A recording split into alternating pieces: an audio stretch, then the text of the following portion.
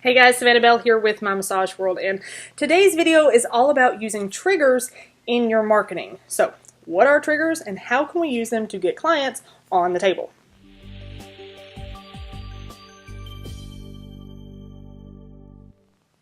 A trigger is basically a link to a certain thought process or action. Think about this. We all have routines. We all go on autopilot and kind of automatically maneuver through large chunks of our days because we developed habits. But what we don't notice sometimes are the triggers that initiate that first step in that habitual routine. So for instance, when I wake up, here's my typical routine. I let my dogs outside, put on my workout clothes, fill up my water bottle, grab my headphones and my phone, and I go downstairs and start my workout. That's a routine or habit that I formed. But the way I developed that habit is to build in triggers. So little things that remind me of that routine and get me prepped for it so that I can just go on automatic. So my workout clothes are set out the night before on my nightstand, right next to my phone, headphones, and my bottle of water. That's the trigger. When I first wake up, that's what I see. My alarm is on my phone, so I have to grab it to turn it off, then everything is right there to trigger the thought process of it's time to work out. So triggers when it comes to habits are not some new phenomenon. They've been discussed in psychology and self-help books for years and years and years. But how can we take this concept and connect it to our marketing? Well, what sort of triggers make you think of certain products or certain companies? There's probably a lot more than you think. What company comes to mind when I say the word khakis? I'll give you a couple seconds here. What's funny is some of you didn't think of a company that sells khakis at all. You probably thought of this guy. Farm. What are you wearing, Jake from State Farm? Khakis? She sounds hideous. Well, she's a guy, so...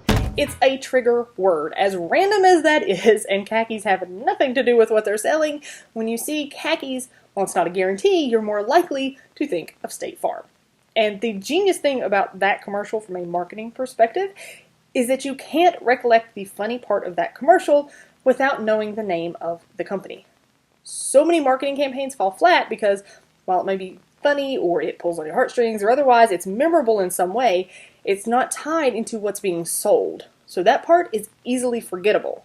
But they nailed it with this one, which is why that commercial has been running for several years now. Another example here. This one I heard discussed by Jonah Berger, one of my favorite authors when it comes to psychology of marketing. He gives an example of 3 distinct brands and which one gets the most word-of-mouth marketing. Cheerios, Disney World, or Scrubbing Bubbles. I want you to think on this for a second. Of these 3, which one do you think gets the most word of mouth? Many of you might have picked Disney World. It's a pretty darn memorable thing, right? But did you know that Disney actually gets the least amount of word of mouth marketing? Why? Because it's a one and done kind of thing. You go, maybe have a great time, post it all over social media, share it with your friends and your family for a while, and then just remember it fondly. But do you find yourself regularly telling people they should go even months or years after your trip? For most, no, because there's not much of a trigger. Unless someone specifically brings up Disney or maybe another theme park, it's not like it's part of everyday conversation. It's a special thing. So word of mouth is kind of lost on it. You know what gets the most word of mouth? Cheerios. Why?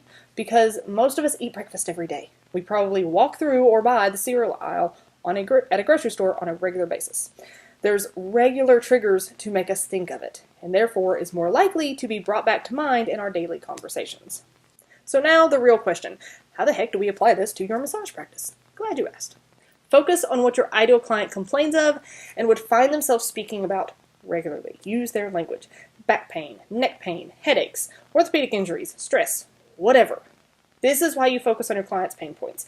Every marketing effort should speak to this in a way that can trigger not only the sale right then, but also trigger that word of mouth later on. So for instance, let's say that one of your clients, or even just a random follower on social media who's never been to you before, let's say that you put out a video that focuses on clients who can't do some physical activities that they once enjoyed because of their pain and how massage can help. It's a video you put out. Now, if that client is talking with a friend or a family member who says something about they can't go golfing this weekend because their back is hurting too bad, they're likely to be triggered to think of and refer to that video and that or that they should try a massage, specifically with you. Again, make sure you tie this all back to your brand. Another example, You may put out a self-care challenge every Monday. So not only does this create a regular post or email marketing effort for you, but for your followers, it can also connect Mondays with self-care tips. So every Monday, they expect to hear from you and apply these tips. Then when they hear someone complaining of a particular pain that you've touched on in this sort of thing, they're more likely to refer to you and your tips. Or when they experience that pain themselves, they'll look back to find your tips and get some relief, making them a more loyal follower and more likely to book an appointment. So what triggers can you create in your marketing? How can you connect that trigger with your services?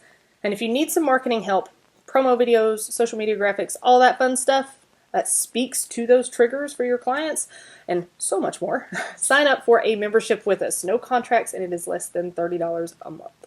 Thank you so much for watching today. As always, check us out at mymassageworld.com, like us on Facebook, subscribe to us on YouTube, and stay tuned for more videos.